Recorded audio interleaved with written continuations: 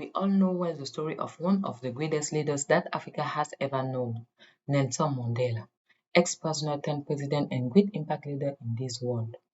By this example, let me tell you the story of Nafisa.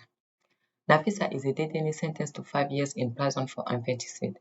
After the confirmation of her sentence, she was immediately admitted to the training program in preparation for social integration. Skilled and very competent in learning, in less than 3 months, Nafisa already knew how to use a knitting machine to make warm clothes for infants and children, as well as sewing machine to make women clothes. Blessed by all her good behavior, Nafisa benefited from a remission which reduced the month of her sentence, and in June 2021, Nafisa is released. To continue to benefit from competence of Nafisa, I have implemented the means with the partners who have agreed to call on Nafisa in order to become a trainer of the other fellow personnel for remuneration, a proposal she accepted without hesitation. It had been her joy to see himself still useful and to receive a monthly salary which could help her to resume her life in her hand. Will she still be dependent on a man? No, I don't think so, because she already knows how to do something with her hand. How many young people who, after their release, manage to have a job or a profession to support themselves or even continue their studies? How many women and young girls who, like Nafisa, have had the same chance to become independent and rebuild their lives? Nafisa is the only experience and proof of successful integration. As a dad or as a mom, are you supposed to have dependent children? Whether they are adopted or not, they are your children and you love them with a sincere love, while knowing that each child has its personality or its character, but are all educated by you in the same way by establishing principles that all the people in the house must respect.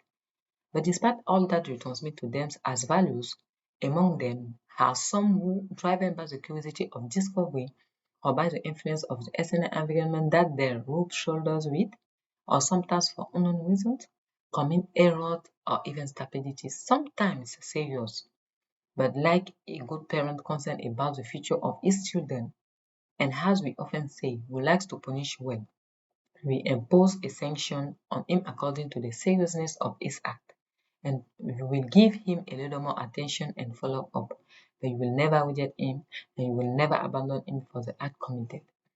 By this image, we can represent society with laws and rules that everyone is supposed to respect. And when one of the members of the society comes to violate the law, he must be judged and sent to prison where he loses his freedom to come and go, but still retains the rest of his rights. The Central African Republic is a country that has experienced multiple repeated conflicts of which illiteracy, poverty, and unemployment are some of the causes at the origin of this conflict. On the other hand, young people have often been very involved in this conflict from which they have been subjects of manipulation.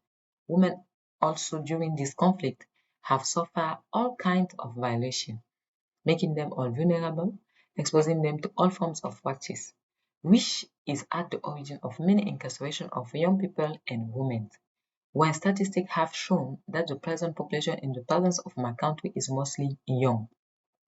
But despite all the effort provided by the government and partners, less than 20% of ex-convicts manage to perfect their skills and have post-prison stability from the training they learned during their prison stay, which also explains the fact that convicts at the end of the sentence released without post-prison follow-up and accompaniment recidivate every 2 years.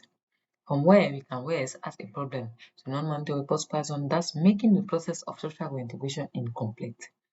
I am Amang Amayene Rosine, correction officer and also president of the board of director of the Association of Penitentiary for Reintegration and Citizen Inclusion. I am very interested in the issue of social reintegration and post-prison follow-up, and my association has a mission to carry out the prison and post-prison follow-up of convict and ex-convict persons with a view to making their social professional reintegration complete and promoting their citizen participation. Currently, my team and I are working on the identification and census of young people who has 15 until 35 years old, women and incarcerated disabled persons with the status of convict and ex-convict released during the last 2 years. This innovative project will contribute to reducing the recidivism rate in the prisons of my country, also leading to a drop in the crime rate in my country, which according to the latest statistic is 80%. As a Mandela Washington and a young leader in Africa, join me in extending this project to all persons in African countries in order to give a second chance and redeem these young people, women, and disabled people who have fallen under the hands of justice in order to end up behind bars, so that on their release, they become committed citizens who contribute to the development of the country, and so that also they become future Mandelas of tomorrow. Thank you so much.